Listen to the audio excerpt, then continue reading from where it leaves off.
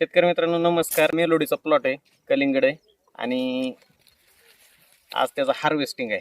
तर प्लॉटला आज रोजी 58वा दिवस आहे.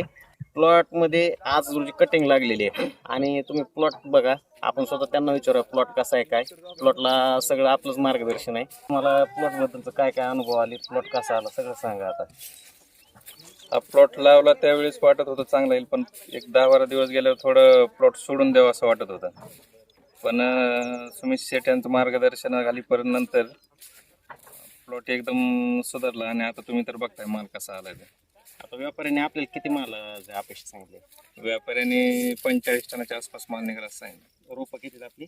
रोपं 11,000. 11,000 रुपये आम्हाला 45 टन निघाला असं सांगितलं. एक नंबर माल. आणि आज काय रेटने दिलाय प्लॉट हा? 10.5 रुपयाने दिला. 10.5. आता आपला खर्च किती झाला प्लॉटला?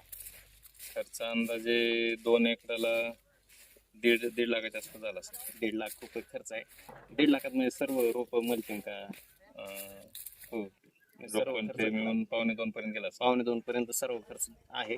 आणि आज तुम्ही समाधानी आहेत का प्लॉट? हो, समाधान, पूर्ण समाधान. ठीक आहे, धन्यवाद.